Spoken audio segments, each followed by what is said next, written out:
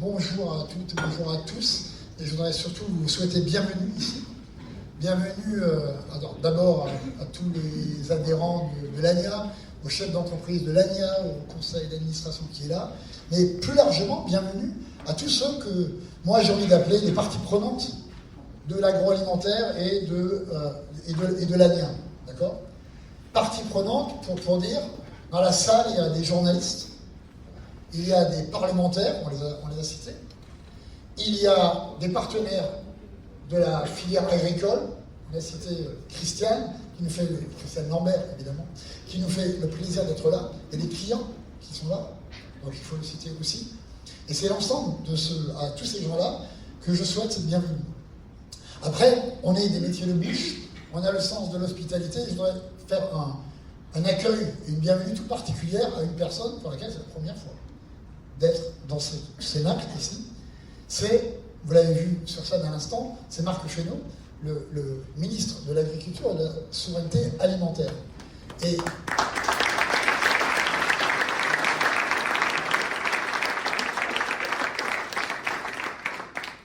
monsieur le ministre, donc, je crois que je vais largement m'adresser à vous dans les prochaines minutes. C'est pour vous dire que vous avez beaucoup de points de repère dans votre portefeuille. Ici, c'est une maison qui doit être importante pour vous. L'agroalimentaire, vraiment important. Et on aura beaucoup de choses à écouter de vous, on aura beaucoup de choses à vous dire, mais d'abord, toujours au titre de cette hospitalité qui nous est naturelle, c'est-à-dire on est encore dans le timing pour dire que vous venez de prendre récemment vos fonctions. Je pense que dans la salle et dans les conditions dans lesquelles nous vivons actuellement, il y a tous nos vœux de succès qui nous accompagnent dans votre entreprise, parce que si vous réussissez, le pays réussit, et si le pays réussit, nous, on va réussir. Donc tous nos vœux d'accompagnement dans votre mandat. Très sincèrement.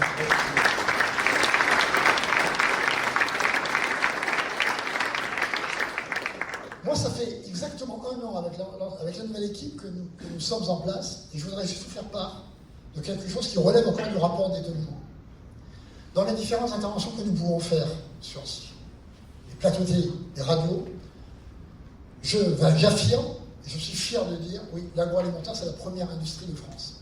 Non, monsieur André, vous devez vous tromper, c'est pas possible, c'est l'armement, c'est l'aéronautique. Non, je vous assure, madame la journaliste, cabinet ministériel, je ne citerai pas, non, je vous assure que c'est bien ça. Alors, c'est vrai, avec les 200 milliards de chiffre d'affaires, avec les quelques 435 000 salariés qui travaillent pour nos entreprises, oui, on est la première industrie de ce pays. Alors, je l'ai dit l'autre jour dans votre bureau, j'imagine que si on rassemblait le top de l'aéronautique, on pourrait tenir à 10 dans une salle. Si on veut réunir l'agroalimentaire, il faut louer Bercy, Villepinte, etc.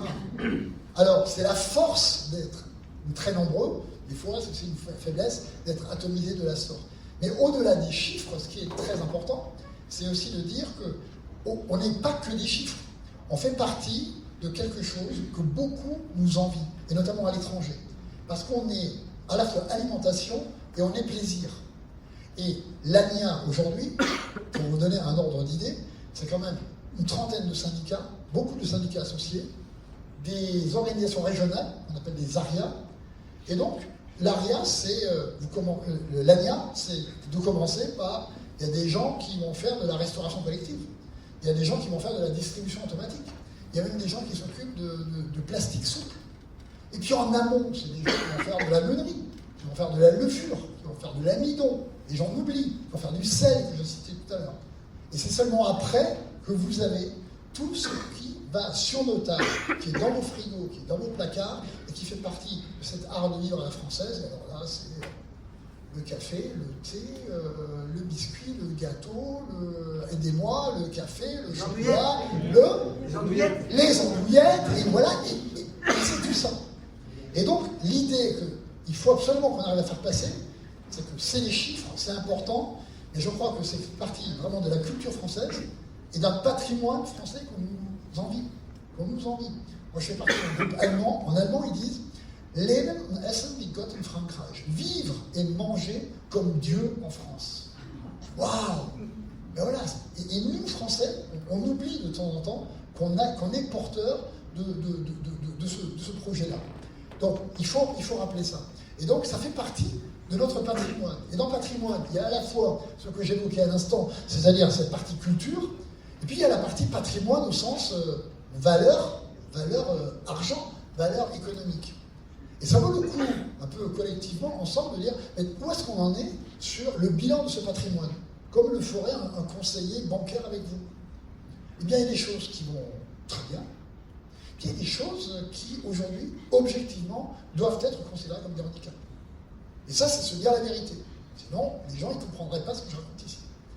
Si on commence par la liste des handicaps, oui, on a un problème de long terme de destruction de valeur. Destruction de valeur, ça veut dire quoi? Ça fait depuis près de 9 ans, année après année, nous vendons nos marchandises moins cher le 1er janvier de chaque année. Plus exactement le 1er mars.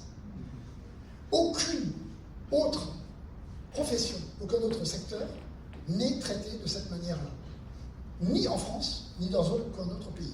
Et c'est une spécificité, c'est une unicité dont nous ne passerions bien. Alors ça conduit à quoi? Je vous donne un chiffre qui est emblématique là-dessus. Si on regarde sur le long terme, entre 2007 et l'année dernière, 2021, les prix des marques nationales dans l'agroalimentaire ont augmenté de 0,4%. 0,4% sur 15 ans.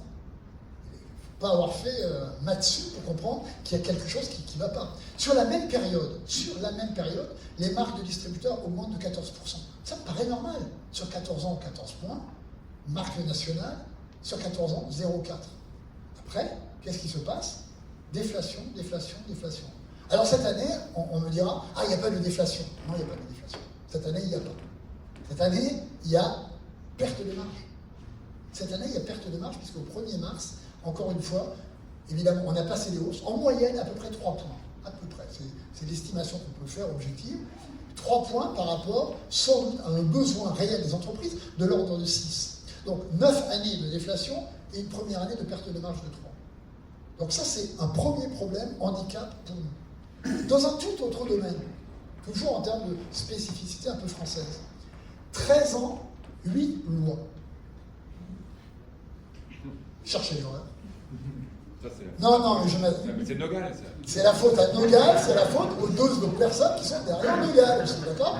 Donc, je vois la solidarité des parlementaires, bravo, d'accord? Ok?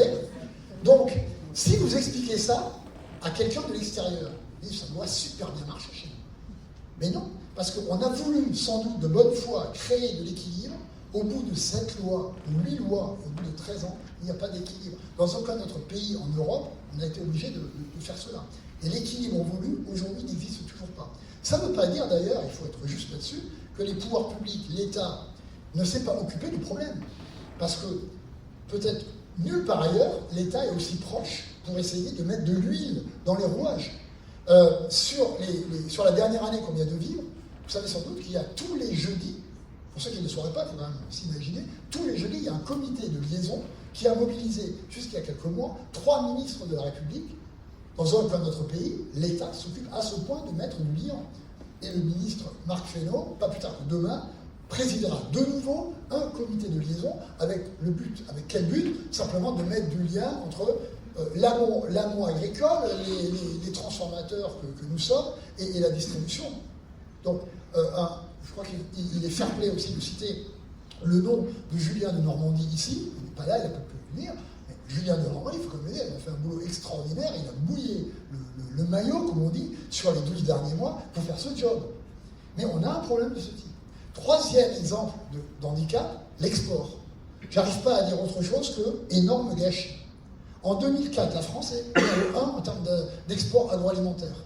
En 2021, on est numéro 4.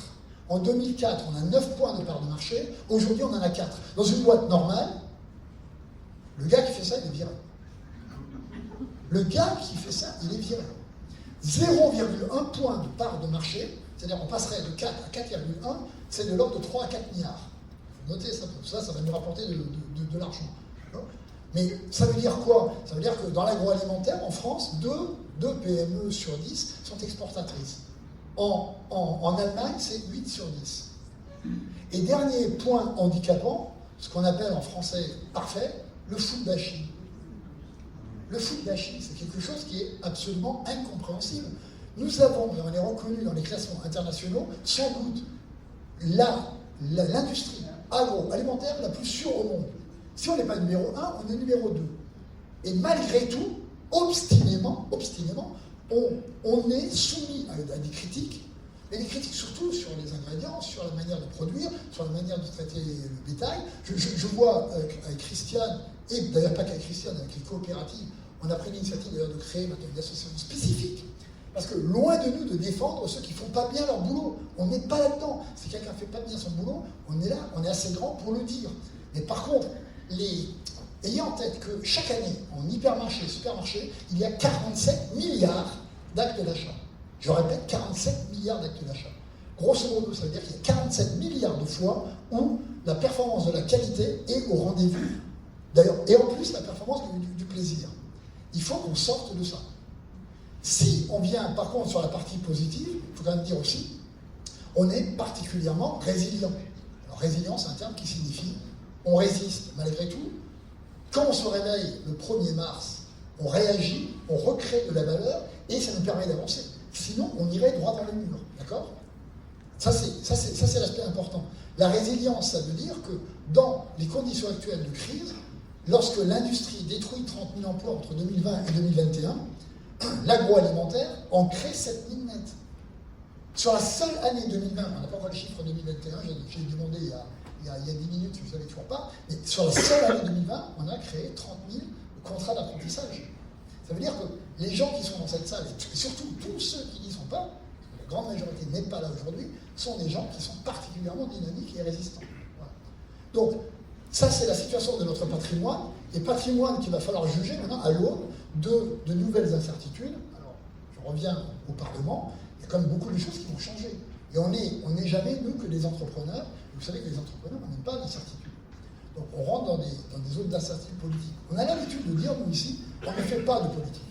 On n'en fait pas. Et bien je crois, mesdames et messieurs, qu'on va devoir changer notre approche. Je crois qu'on va faire beaucoup de politique dans les prochains mois, les prochaines années. Pourquoi on va faire de politique ? Parce que, regardons les sujets qui nous concernent, ils sont au cœur, d'abord, de l'action gouvernementale à venir, et des enjeux qu'il va y avoir à l'Assemblée sur les sujets qui nous concernent. Premier exemple, j'ai dit, Marc Fesneau, il est ministre de l'Agriculture et de la souveraineté alimentaire. Souveraineté alimentaire, on est en plein dedans. Ça va être au cœur de la politique à venir. Souveraineté alimentaire, 70% de tout ce qui est transformé vient de l'agriculture française. 80% de tout ce qui est dans les rayons, en hypermarché, supermarché, est transformé par l'agroalimentaire en France.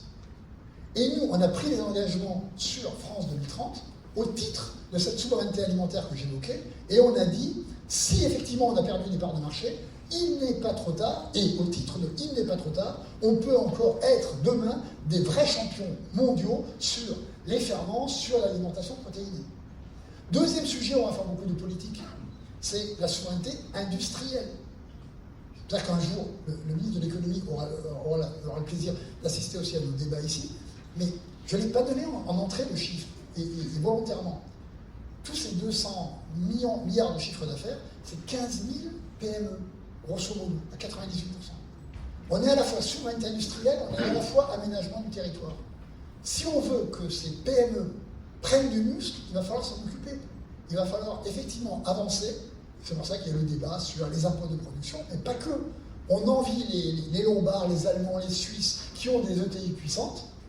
Et il va falloir, si on veut avoir ce tissu encore plus fort, et si on veut perpétuer la souveraineté industrielle de la première industrie de France, il va falloir s'en occuper sérieusement.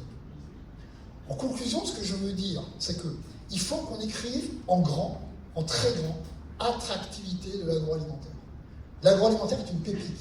En entreprise, nous, chefs d'entreprise, ce qu'on fait, quand on a un atout, on développe l'atout.